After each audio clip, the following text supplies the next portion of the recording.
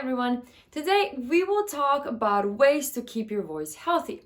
Just as any other part of your body, your voice needs to be taken care of in order to avoid any injuries. After all, you're not only using your voice for singing, but you use it for speaking all day long. Here are the 5 habits that can help you keep your voice healthy. Habit number 1, drink enough water. I cannot stress how important this is for you. When your voice is not hydrated enough, it gets very sticky and it gets kind of raspy, and it's very difficult for you to sing all the pitches that you would like to sing. If you're not sure how much water to drink, you can use an online calculator to calculate the amount. Also, what I do, I just carry one of these reusable water bottles around me all the time. And that is a really good reminder for me that every time I look at this water bottle, I try to take a sip throughout the day. Cheers.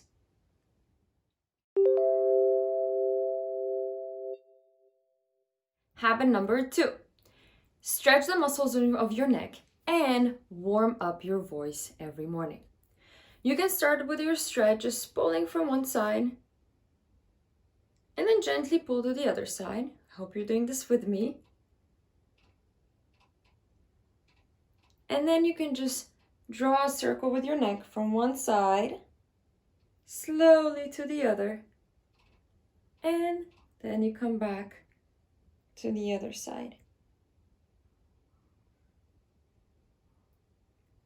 And you can do this a couple more times.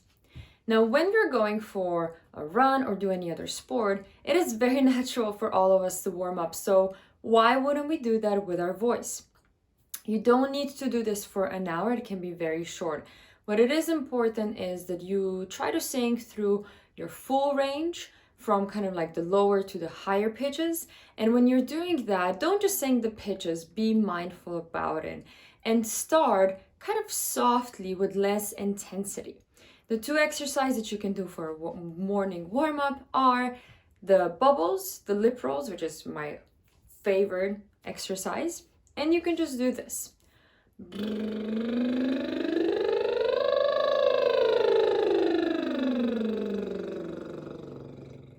And you can just slide up and down. The second exercise that you can do is something that will have to do with your resonance. So you can do humming.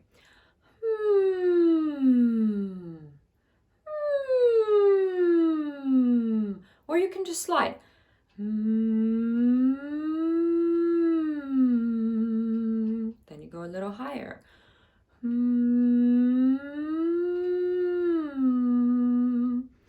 The very cool thing about these stretches and the vocal warm-up is that you can just do them in the morning when you're taking a shower. And sure, your neighbors might think that you're a little crazy, but who cares? This will really help you just save a little bit of time. And also the humid air from the shower really helps your voice stay kind of moist throughout the day as well.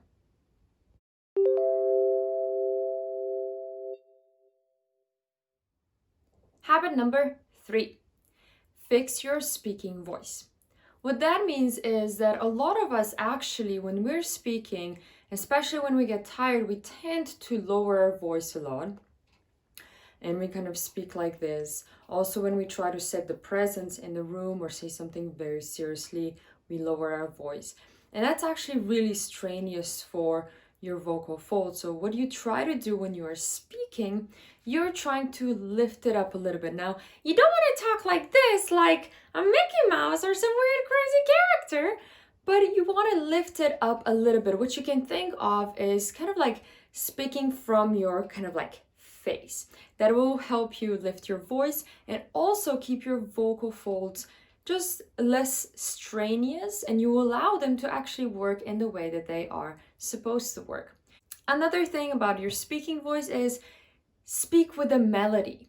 You're gonna have more fun, your listener will have more fun listening to you, but also it will put less strain on your vocal folds than just speaking on one pitch all the time. Also, don't speak breathy. This is very, very strenuous for your vocal folds.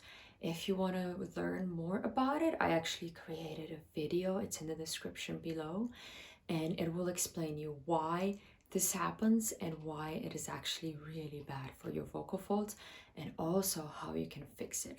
So those are some really important points when thinking about your speaking voice. Really find your natural speaking voice, the voice that you won't feel tired after speaking for long periods of time. If your voice feels very tired, then you know that you are not speaking in the right pitch.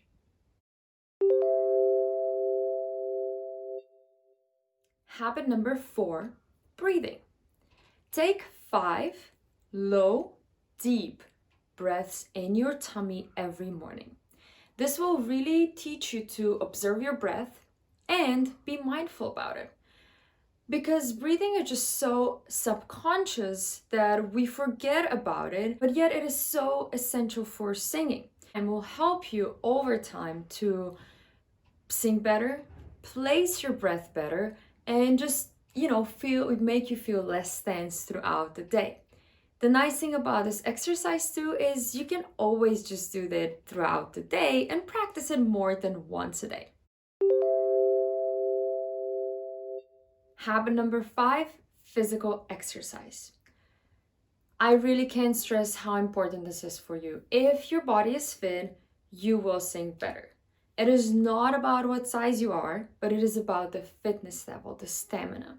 Singing does require a lot of physical work for your body, and if you just have an overall strength, that will really help you when singing. I do a lot of running, I do a lot of yoga, I do a lot of weightlifting, I do a lot of snowboarding in the winter, and just my favorite exercise is really just walking around. That really keeps your heart going. And if you're a nature lover, also hiking is a great one. Anybody can do it at any fitness level, and it is really important for you as a singer. These 5 habits will help you sustain a healthy voice and in a long term help you sing and speak more healthily. I challenge you to try to practice these 5 habits every day, and then let me know in the comments below if they worked for you, if you feel like your voice feels a little bit less tense, if it feels healthier.